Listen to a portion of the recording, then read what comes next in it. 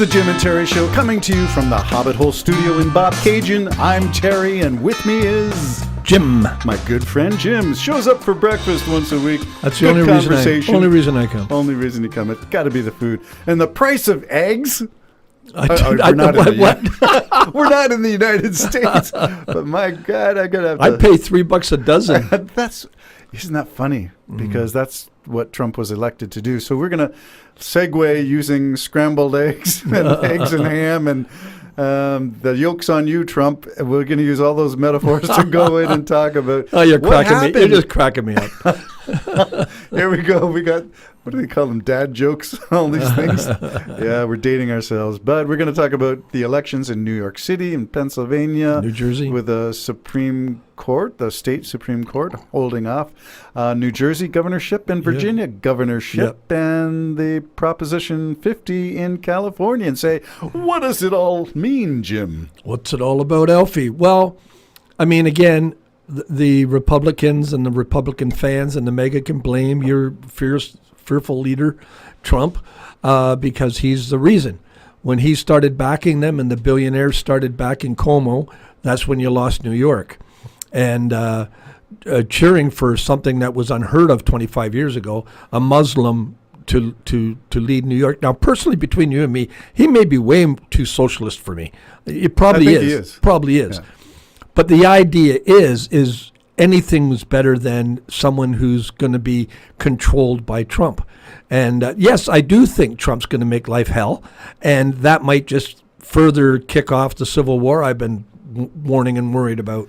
Okay, well, let's unpack a few details. Number one, who was the most significant endorsement for Cuomo in that race for mayor of New York City? For his loss? Trump. No, who was the endorsing Cuomo? Yes, it was Trump. Yeah. Go back to our book that we frame all things. Yeah. Everything Trump touches dies. Cuomo was the governor of New York. Mm-hmm. No, was he the governor? Yeah, he was governor, I believe. Yeah. And then he became mayor.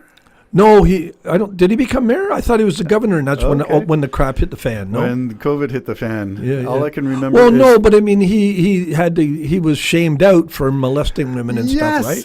Allegedly, I don't know. So when you get endorsement from an adjudicated R-word person, a convicted felon, and he's the one who endorses you, who also have sexual impropriety and convictions. Well, because they think, in their world, you can do that. That's okay. If you're rich, you can do anything you want. We learned that it's not okay when we heard hashtag Me Too, and women, especially with Harvey Weinstein, and the great documentary on him on Netflix. I saw it. Think you saw it. Good reminder of what people get away with until somebody threatens them and takes them to court.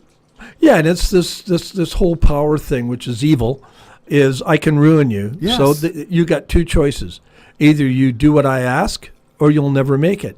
And then some of the people do what they ask and never make it either, but they go through 5 years of abuse. And yes, there is an argument. I will say, I went through this for 5 years. Don't be an actress. I'm sorry, I would say that about myself. I've turned down things because it was immoral. I've done that. So that's how I feel. It's the same way I feel about all those backing Trump, like his that blonde spokesperson for the media, Kathleen or whatever. What's her name? The blonde girl, the cross on the chest, the blonde girl. Yes, but they all were blonde and they all had crosses on their chest, and they all wore red. I mean, she's there knowingly. Caroline Levitt, she's there knowing the man she's supporting. She knows, she's not stupid. She knows she's lying for the guy, and she'll probably be one that's going to be paying a price. Once everything hits the fan and falls, she'll fall.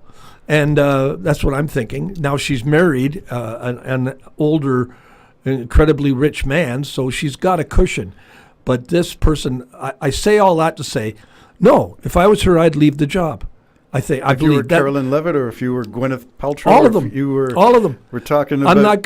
I would not be a part of that. Okay, we're talking about birds of a feather. We're talking about Trump and Cuomo. Yeah. Now we extended it to Harvey Weinstein, and we could probably extend it to a whole bunch more of famous people and rich people who have done the same thing, which is abuse their power. Well, isn't that one of the motivations to become powerful, so that you can abuse it, so you can, but we know Trump loves to install fear. We know he loves to install chaoticness, Chaos. disruption. We know he likes that. This is his joy. This is his happiness. He is the god of revenge. Didn't he say that? He said, I am your retribution. Oh, my goodness. And as I said before, he's already exalted himself above God by declaring eternal peace in Israel. That Okay. puts himself Let above me ask you the this Christian question. God. The election results then, with Mamdani making it to mayor without the big money. And by Yeah. big money, I'm talking Well, about he the still big, got a lot of money came in, I think. a lot of money, but the corporate donors that usually Yeah. meddle in politics on both sides, there are corporations who support Democrats. Clinton was accused of being a corporate spokesperson too. So we got all these things. Money talks on all the politics. It makes sense for them as a business deal. Cover your bases. No matter who gets in, I've got you. I own you. Well, I think that's part of the problem with Trump with Russia. I mean, Yeah. Russia bailed him out when he was in trouble way back when he was younger. And he still now has to pay that price because he owes them. That's why I think the war is continuing on. So in other words, Trump's corruptness is killing tens of thousands of people. Thousands daily is Trump's corruption, not to mention starving the poor in Africa. There are these little pins that I put in my map of where the money flows, and one is a comment in an interview with Eric Trump on the purchase of Mar-a-Lago and the development of that as the hub of Trump south of New York. Like he had New York as his base, now he's got a Florida base. And the question was, where did they get the money? Because that's at the time of the money crunch. Trump couldn't get a lender. Yeah. Got it from Russia. He boasted about it. It's on an interview. You can hear him say. There you go. We don't have to worry about getting money from American institutions. We got it from Russia. And then when he was in Russia, what did Trump have to do? Or what did he do? Or what gifts did they provide? I'm just going to the alleged golden shower. Yeah. That kind of thing. Obviously, they've got something on. And I'm sorry, people, my beloved friends and family and people down in the United States, your president, they have something on him. Russia does. That's the only way you can explain his behavior? The only way.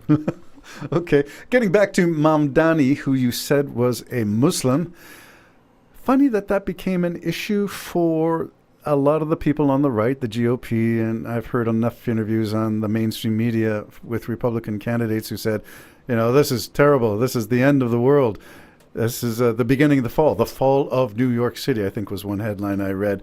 But it was okay for Trump to take that Qatari, which is Muslim, an Islamic nation, that Qatari jet. Why? What's the difference? It's all bull. I mean, the whole thing. I mean, I would love it if all of America was Christian. I would love it, but it ain't.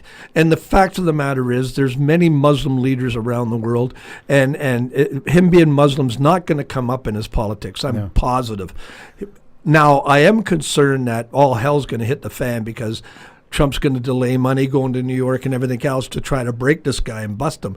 Not because he's Muslim, because he doesn't like Trump. But the city is legally entitled, if I'm not mistaken, to these transfer payments. Legal? Wait, legal? I know that's never Are you kidding me? You're right. Thank you for that. I mean, correction. Trump doesn't believe that the law applies to him. No, he is the law. He's the law. And I think there was some other very famous French king who once said before he lost his head, or was it a generation or two before he lost his head, Louis XIV said, "L'état c'est moi, I am the state."